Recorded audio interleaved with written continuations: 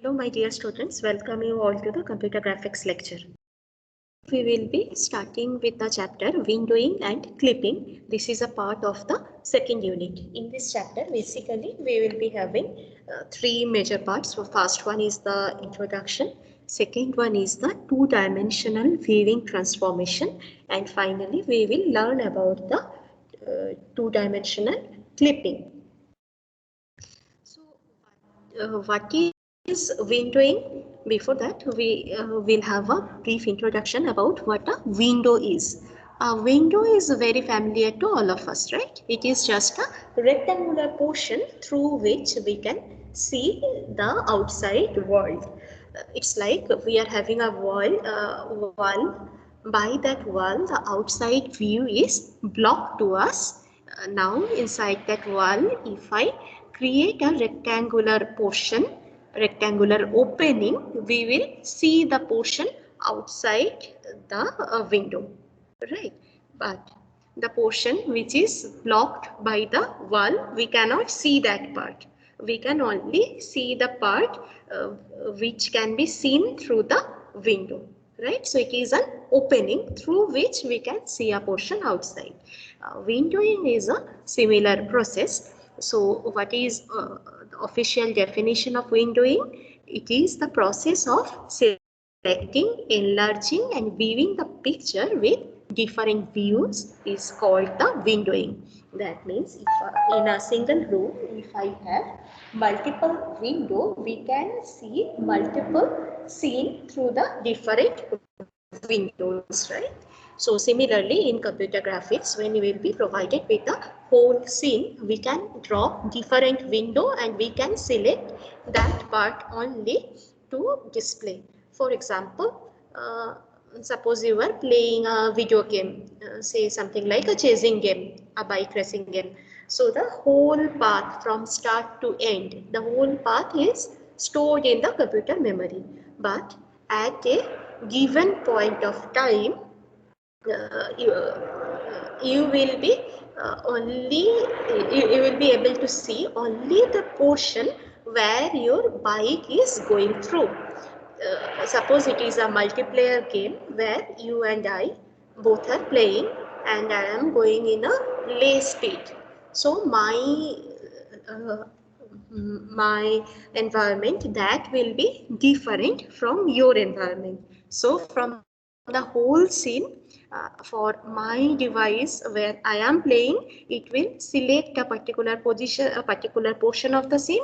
For your case, it will select another different portion, right? So selecting, enlarging and viewing that particular portion, particular picture, that is called the windowing, okay?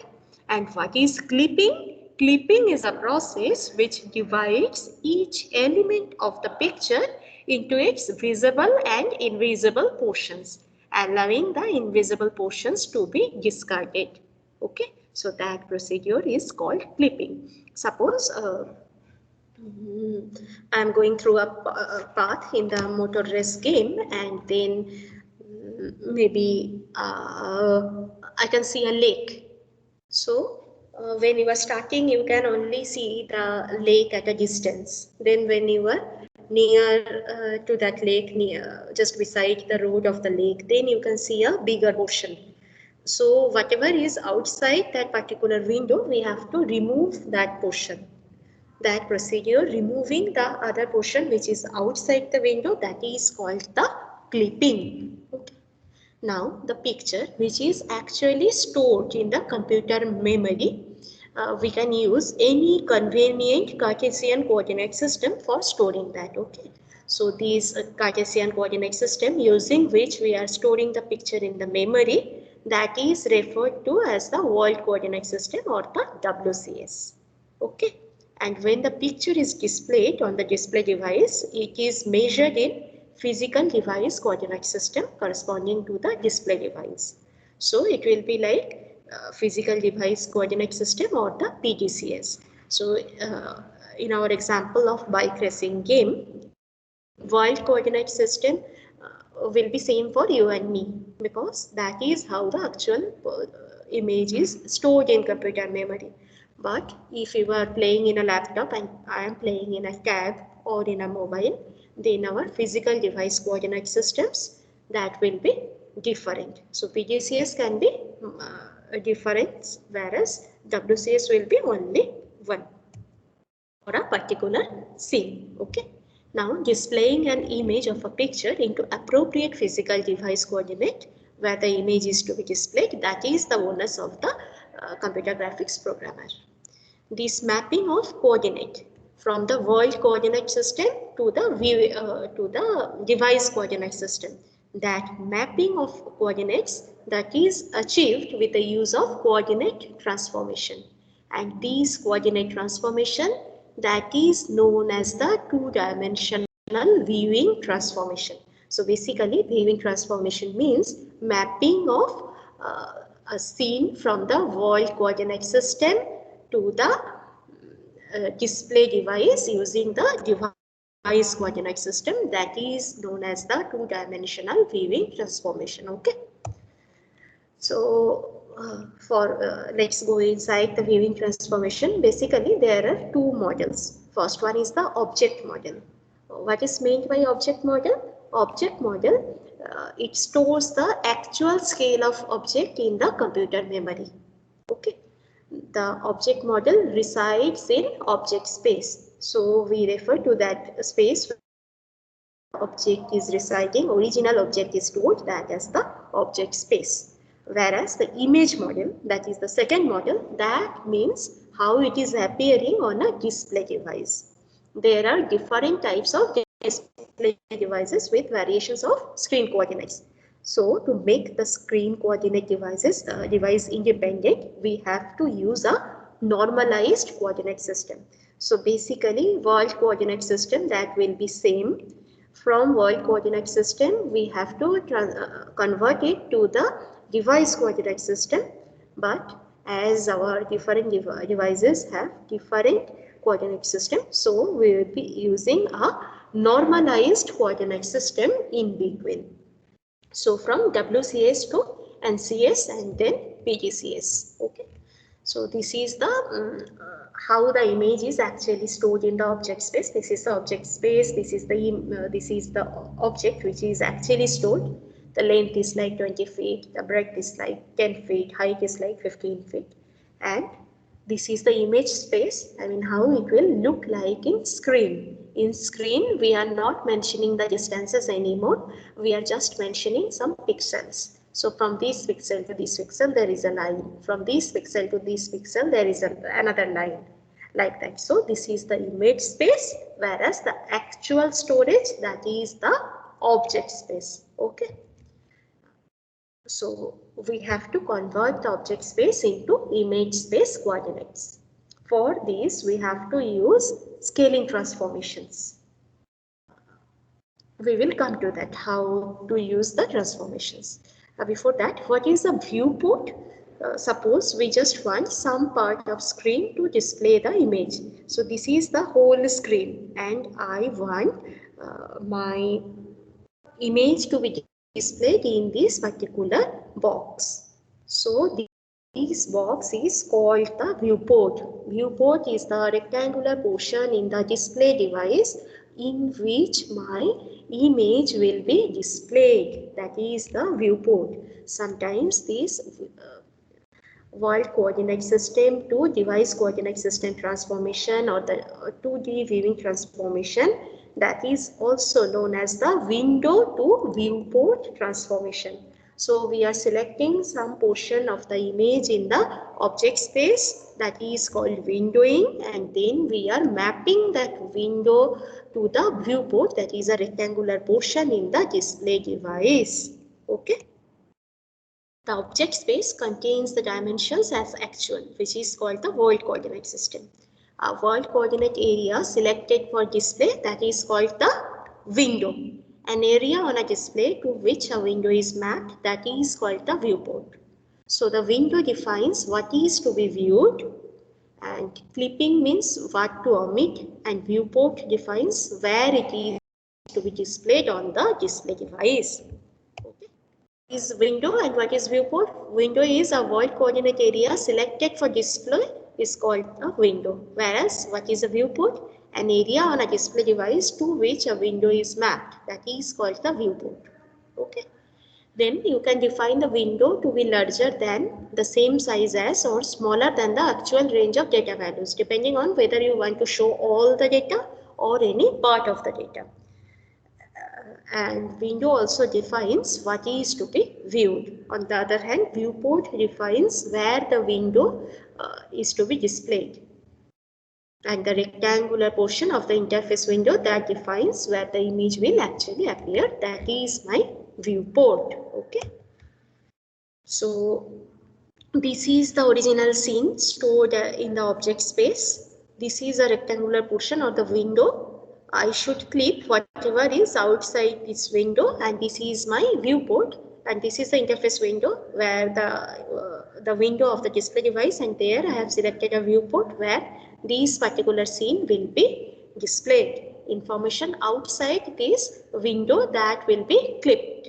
Okay, so it will be looking like this. If I consider this example, this is my object space. I have selected my window like this, and that is the image space. These will be displayed in the viewport. This whole portion is the screen, and this small portion is the viewport.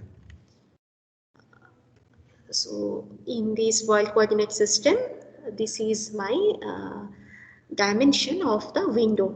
From the bottom left corner of the window is xw min, yw min, whereas the top right corner is xw max, yw max. This is my clipping window, and this is my viewport coordinates, xv min, yv min to xv max, yv max. If we are changing the position of window by keeping the viewport location constant, we are changing the position of the window, okay, by keeping the viewport location constant. So this is constant, and I am changing this one. What will happen? Different part of the object will be displayed at the same position on the display device. So sometimes my window is like this, I will be able to see this portion. Sometimes my window will be like this, so I will be able to see this portion, and something like that. If we change the location of viewport, if I change my viewport from this to this, then we will see the same part of the object drawn at different places of the screen, because whatever I have selected, that will be displayed. So if I change viewport, then it will decide at which point of the screen it will be displayed. But what is to be displayed, that has been fixed because I have fixed my window. Okay. So, one more example. This is the object in the object space, and this is the display. This is the viewport, and this is the screen.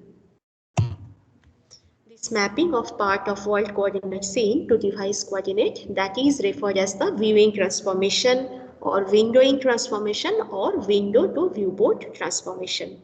For this, there are 3 steps. First one is the translation, second one is the scaling, and third one is the translation once again. Okay. So what is the first step? That is translation. What I have to do? The object with its window, that is shifted or translated until the lower left corner of the window matches to the origin. This is my world coordinate system. This is the scene, and I have selected my window. So what will I do? As the first step, I have to translate this window such that this point, the bottom left corner of the window, that point matches with the origin. So I will bring it here, bring it closer to the origin. That way I am translating the object. Okay. So first step is done. Now the step 2. The object and the window are now scaled until the window has the dimension same as the viewport. Now the size of the window and the viewport, they will be different, right? So what we have to do here, we have to convert the object into image and window in viewport. So we will scale the image as per the ratio. If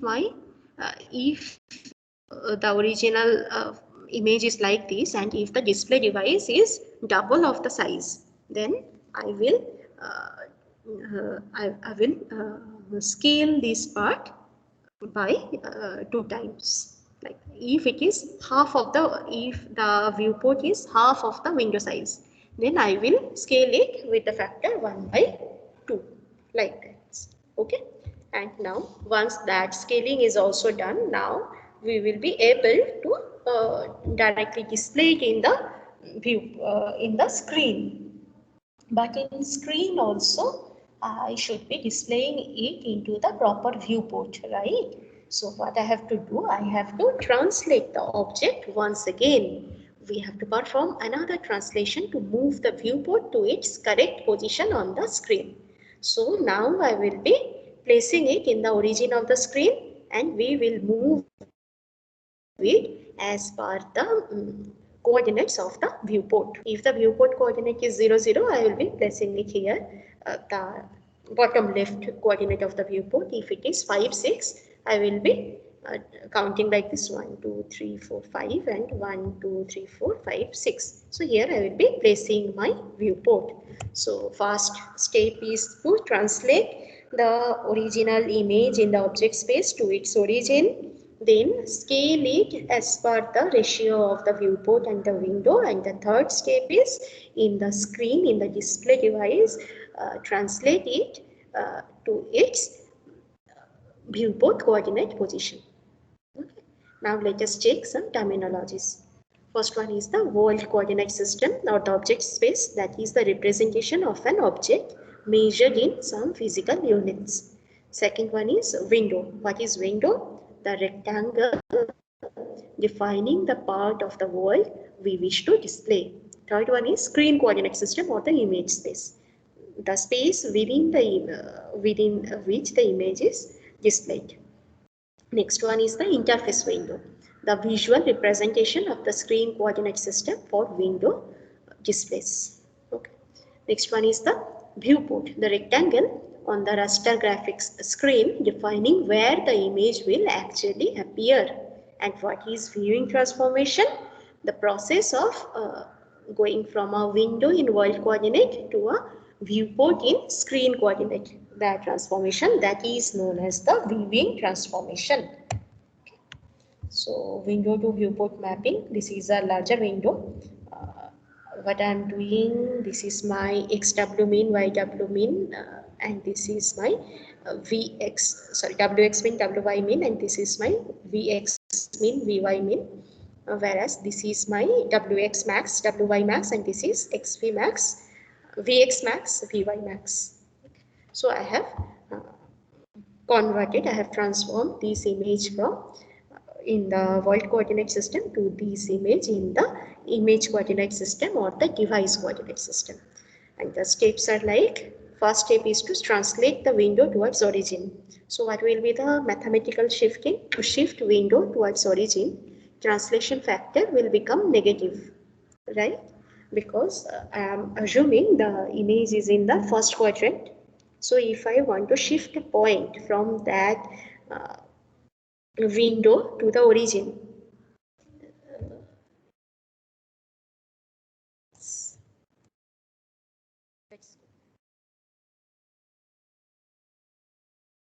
so this one, let's say this point, the lower left point of the window is 1, 2, right? So if I want to make my 1, 2 to the point 0, 0, what I have to do? I have to translate it by the value -1 in x direction.